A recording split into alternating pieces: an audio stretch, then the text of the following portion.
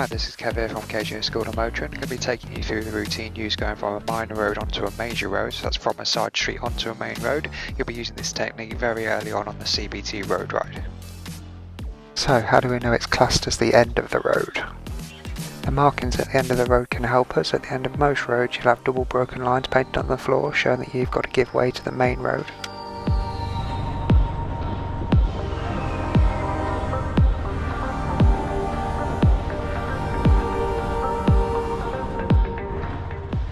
So here you can see the markings on the floor, double broken lines to show you've got to give way.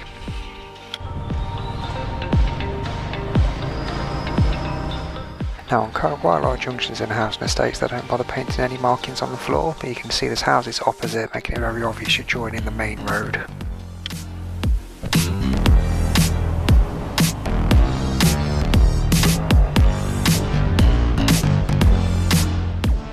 So here you can see there's no markings on the floor, but clearly houses opposite the junction.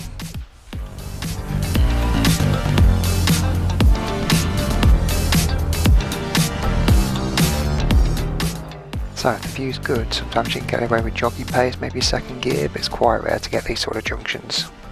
These are called open junctions. So if we slow this one right down as we're looking both ways, look, you can see well back from the junction we're starting to get a good view onto the new road, meaning we can make a nice early decision whether we can join.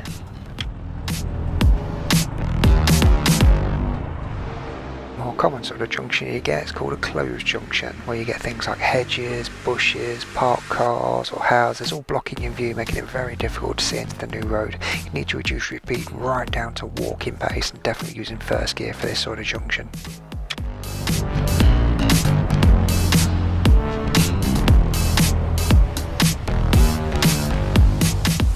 So here we can see we've got a hedge on the right blocking our view, we've got parked cars and a hedge on the left making it very hard to see.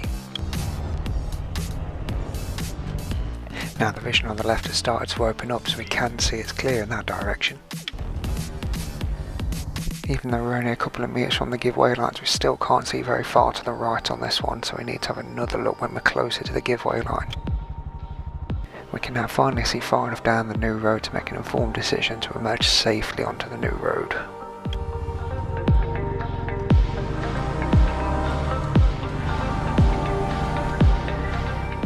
Now it's important we're always coming at the correct speed on these junctions. We need to match our speed to the vision and our gear to the speed. Most importantly, if in doubt, chicken out.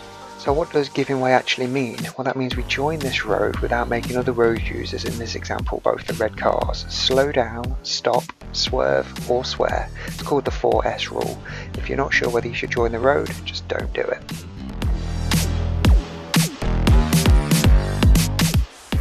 Okay, so during the road ride, the instructor will tell you which way he wants you to go. He could say something like at the end of the road turn left, or he could just say simply take the next road on the left. Your first job is to locate the end of the road, and once you have, you start your sequence.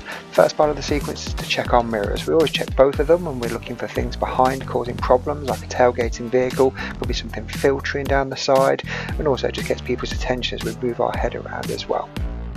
So the next part of the sequence is to give a nice early signal to other road users. Pop a left signal on so everyone knows which way you're going to turn on the junction.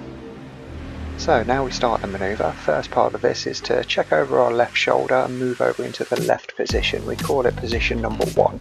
This does a couple of things. First, it blocks any danger on the left hand side, like a push bike trying to get between you and the curb. Also, it highlights that we're definitely turning left, and it even helps people have a bit more room if they want to make a right turn. The next stage is to make sure our speed and gear is correct. We would have started slowing down early in the sequence just after doing our mirrors, but by this point now it's important to be at the correct speed and in the correct gear to match the vision on the junction. Like you've seen earlier, if the vision's open you might get away with a nice jogging pace, maybe second gear, but usually you get a lot of parked cars blocking your view, so you probably right down to first gear and doing walking pace, even maybe putting your foot on the floor to etch out an inch at a time to make sure we're giving way properly to other road users. Now the important part, we need to look both ways to give way to people on the new road.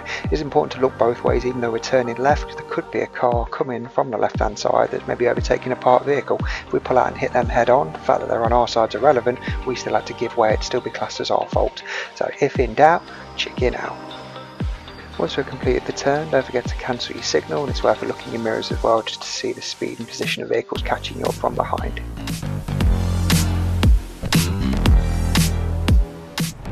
Okay, so we're coming down to the end of the road. Check our mirrors nice and early, indicate left shoulder check now, moving into that left position, number 1, slowing down, drop into first gear and having a good look in both directions, looking for traffic, can't see anything coming, so now we're starting to speed up, check our mirrors, cancel the signal and then progress down the road. Okay, so now we've got 2 left turns in a row, let's check our mirrors early, pop the left signal on, left shoulder check and moving into that left hand position, number 1, quite a close view on this, so let's slow right down now, drop into first gear, starting to look in both directions, assessing traffic on the new road. Vision starting to open up now so we can progress out. Going to have a quick look over our right shoulder and come out around the parked car. We've left the signal on here. Let's check our mirrors. Don't need to indicate it's already on. Left shoulder check now, moving into position 1. Vision's much nicer on this junction. Might get away with jogging pace second gear. And now we've completed the turn. Let's check our mirrors and then cancel that left signal. It's now coming down to the end of that road again, much more complicated this time. We've got parked cars, now an oncoming white cars, so we have to wait and let them come through first as it's their priority. Have a good look over the shoulder now, start coming out around the parked car, check our mirrors and pop the signal on. Check it left moving in now, noticing this van manoeuvring, so just sitting well back to let him finish doing what he's doing. Not the ideal place to be turning his vehicle around, but sometimes you've just got to sit back and let him get on with it. Right, now it's finally finished messing around, we can start to have a good look around. It looks like there might be a nice gap after that little car so we can follow him onto the new road. Now the junction's complete, check our mirrors and cancel that signal. Okay, so now we're going down to the end of the road again, let's check our mirrors, pop our left signal on, look over the left shoulder now, moving into that position number 1, slowing right down, drop into first gear for the close view, and starting to assess in both directions. Vision looks pretty good now, so we can start entering the new road, check our mirrors again, cancel that left signal, progress down the road. Okay, so we're coming down to the end of the road, checked our mirrors, popping our left signal on. This white van on the left is a big problem for us. 2 big problems could occur. It could be the van opening its door or an oncoming vehicle, or worse, both could happen in a attack at the same time, so we need to come through slowly, being prepared for both hazards. So we're going to slow right down for the problem and delay moving into our position for the junction. Now left check moving across and having a good look for the gap. Nothing turned up and the road's all clear so we can head through.